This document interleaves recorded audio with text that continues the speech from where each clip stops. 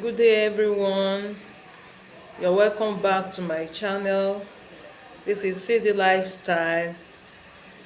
In my last video, we stopped at discipline, and I said discipline affects the behavior of the child in school, and discipline involves the act of giving respect to people, those who are your mates, those who are not your mates, your teachers, people around you. Respect is not giving respect to people has nothing to do with age difference. But the way you talk to people, the way you relate to people, you need to respect them.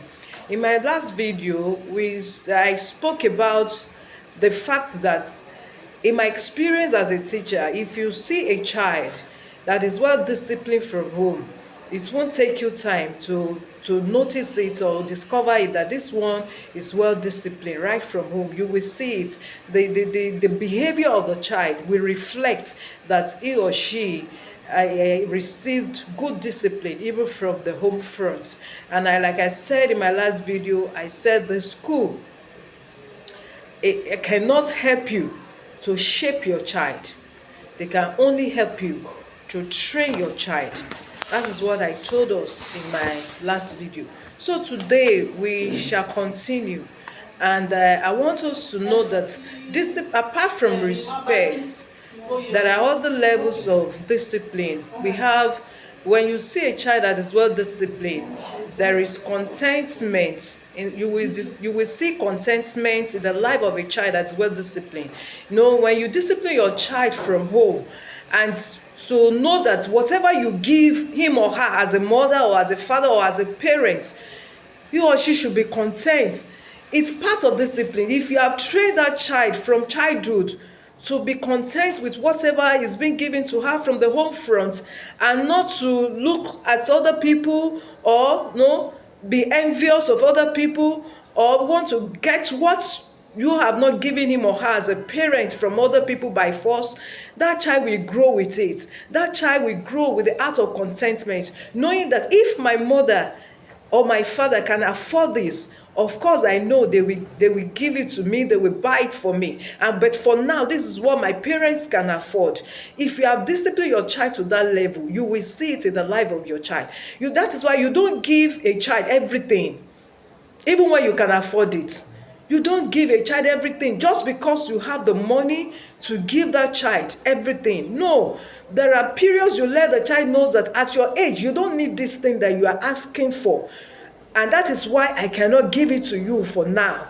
It doesn't mean that you are a wicked mother or father or you are a wicked parent. So there are things you don't give to your child just because you can afford to give to them. And that will make that child have the feelings that, okay, there is time for everything in life. There is a stage I must have this, and there is a stage that I don't need this in my life. Even when that child sees another child of his or her mate having such, the child will not feel bad that why can't my parent give me this? Because you as a parent, you have done your own work. You have made your child to understand that for now he or she does not need it, and it's not at all times you'll be giving your child. That is why when you as a parent, when you give your child everything at all times, let me tell you, that child will grow becoming very gullible, becoming somebody that is not content in life. That child will grow he or she will want to have everything at all costs, even when he or she does not need it. So that is why you need to train your child to have contentment. So discipline has to do with training your child on the art of respect, contentment, how to make good use of public properties. Some people, they misuse public property just because it's not their money that is being used to purchase it. But when you have that discipline, you see public property as your own property. The art of not jumping queues is part of discipline. And when you discipline such a child from home, when they get to school, it will reflect in the life of that child. So when you see a child good parenting has to do with emotional stability in a child.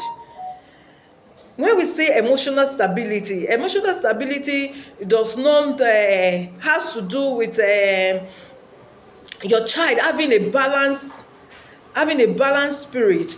No, it doesn't mean that that child, when it's hot, can never cry. No, it doesn't mean that it can never be angry. No, it doesn't mean that the child can never struggle in life. No, it means that even when that child feels emotions, it will ensure that that emotion is not controlling him or her. So he or she will not be controlled by his emotion. So when the child is hot, when he wants to express his mind, the child that is emotionally balanced can easily say, oh, I'm upset. No, the child will voice rather than screaming all the time, shouting and destroying things. No, the child will talk. The child can speak his or her mind. The child can communicate. The child might cry, yes. The child can still cry, but the child will be able to communicate and tell maybe the teacher, the parent, what is it that is bothering him or her. And from there, you can help your child. Also, you also discover that parents that partner with teachers see better results in the life of their children. As a parent, if you make the teacher of your child, your enemy, hey, I'm sorry, you might not get the best out of your child. Because since the teacher knows that you don't like him or her, you don't want to hear anything, whatever his or her child does is the right thing, you don't have any right in controlling the life of his or her child, your own duty is just to teach the child. That is all. You might not get the best out of your child. Why? When you partner with the teachers of your when you partner with the teachers of your child, they can help you monitor the progress of your child. They are there with your child in school while you are not there.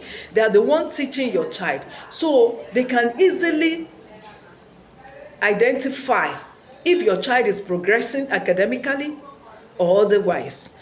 They can easily see the lapses in some subjects. They can discover his or her weak areas as teachers. But if you are not partnering with them, they might not be that they might not really concentrate on your child. They might not be concerned about the child. So in a nutshell, what we are saying is that they know when the child is troubled at home, they can help your child to maintain a good academic standard. So in summary, what I want to say is that school educates and parents build. You as a parent, you can build your child, but the school will help you to educate your child. We shall continue another interesting topic in my next video. Thank you. Have a wonderful day.